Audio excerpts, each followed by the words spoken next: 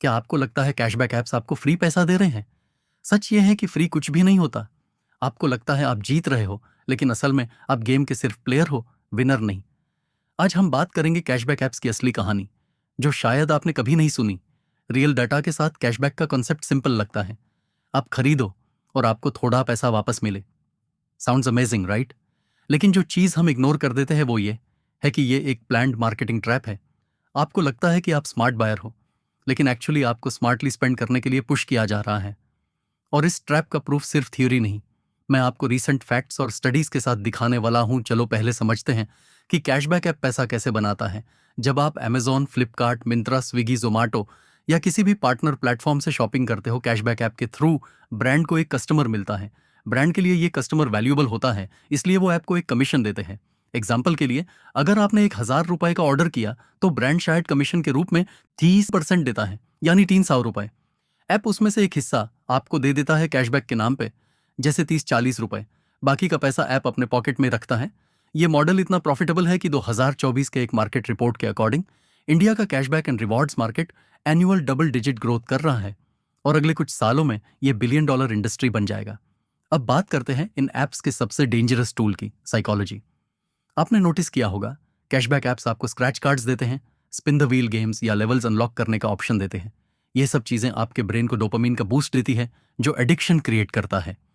Indian school of business के 2030 study के मुताबिक जब लोग कैशबैक ऑफर्स के इन्फ्लुएंस में आते हैं तो उनका मंथली स्पेंडिंग एवरेज 5 से 20% बढ़ जाता है।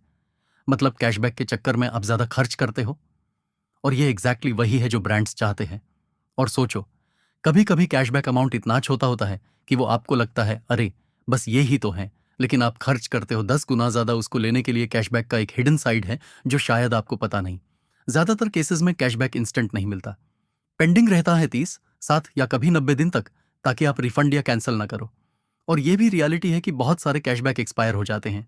2024 के एक सर्वे के अकॉर्डिंग लगभग 35% रिवॉर्ड्स इंडिया में कभी रिडीम ही नहीं होते। मतलब पैसा आपका था, लेकिन यूज करने का मौका आपको नहीं मिला और प्रॉफिट ऐप का बन गया। और कभी कभी विड्रॉवल के लिए मिनिमम लिमिट होती है, जैसे 200 से 500 रुपए।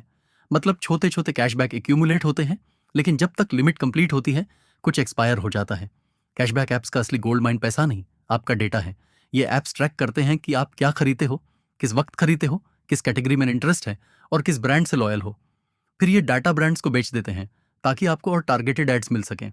यानी कैशबैक के चक्कर में आप अपना प्राइवेसी ट्रेड कर रहे हो और आपको पता भी नहीं होता कि आपके परचेस पैटर्न्स, स्पेंडिंग हैबिट्स और लोकेशन डेटा कितनी कंपनीज के पास पहुंच चुके हैं। कैश करो, पेटीएम, गूगल पे, क्रेड, सबने अग्रेसिव कैशबैक कैंपेन्स चलाए हैं। गूगल पे के स्क्रैच कार्ड ऑफर्स ने पहले कुछ महीने में ही millions of new users attract किए थे, लेकिन बाद में रिवॉर्ड अमाउंट्स कम कर दिए गए। क्रेड ने शुरू में हाई वैल्यू कैशबैक दिए, लेकिन जैसे जैसे यूजर बेस बढ़ा, मेजॉरिटी रिवॉर्ड्स लो वैल्यू या कूपन कोड्स बन गए। यानी शुरुआत में बेट लगाया गया और बाद में सिस्टम एडजस्ट कर दिया गया ताकि कंपनी का प्रॉफिट ज्यादा रहे। तो अगली बार जब आपको कैशबैक का ऑफर मिले, सोचना क्या ये चीज वैसे भी खरीदते या सिर्फ कैशबैक के लिए। कैशबैक यूज करो, लेकिन ट्रैप में मत फांसो। रियल सेविंग तब होती है जब आप अननेसेसरी खर्च कम करते हो, ना कि जब आप डिस्काउंट या कैशबैक के बहाने ज्यादा खर्च करते हो। अगर आपको ये वीडियो पसंद आया तो लाइक, शेयर और सब्सक्राइब करो, और कमेंट में बताओ आपने कभी कैशबैक के चक्कर में एक्स्ट्रा खर्चा किया है।